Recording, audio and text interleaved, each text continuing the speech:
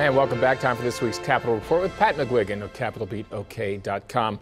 Pat, last week we discussed the top stories from Capitol Beat OK. Those are the top state stories. So with one final look back at the year that was, how about the top stories for Oklahoma City from your paper, the City Sentinel? Yes, we ranked the same one, the economy, as the top story.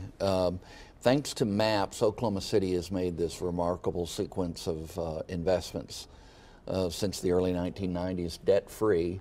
And that continues to produce dividends. There are parts of the city that have been neglected, and that's going to be a question to watch in what unfolds next for Oklahoma City. There will be a major bond issue coming up, for example. The second major story was the re-election of Mayor Mick Cornett. It was a strong re-election in the face of a determined challenge from Dr. Ed Shadid, and those two together really constitute the second major story in the city in the past year. Oklahoma City University, under the leadership of Robert Henry, just continues to build a fabulous record. U.S. News World Report ranks them high. They now have National Business College accreditation. The new downtown law school opens this month. They're tops in the performance arts in a lot of ways, including creating a triple threat of people with practical and artistic skills. Fourth, the judicial decisions and the sequence of events that led to gay marriage becoming part of the fabric of Oklahoma City. Now that debate's going to no doubt continue, but the nature of it has changed in many ways as a result of those decisions.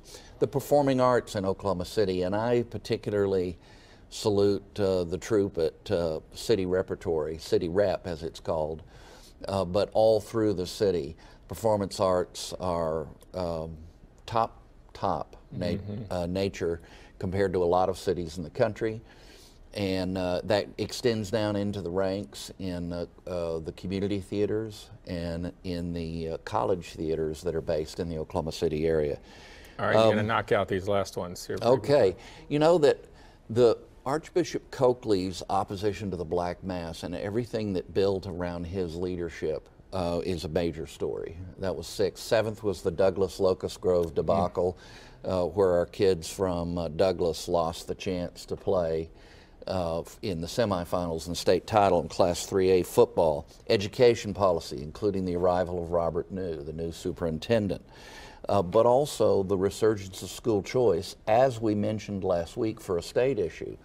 Both of those taken together, big story in Oklahoma City, and Robert New's going to make some changes. Energy in the environment, not just the role of the energy industry in jobs of obvious importance, but sensitivity towards the environment is shown in the recent decision not to allow drilling at Lake Hefner. Finally, communities of faith and their resilience in Oklahoma City and their diversity.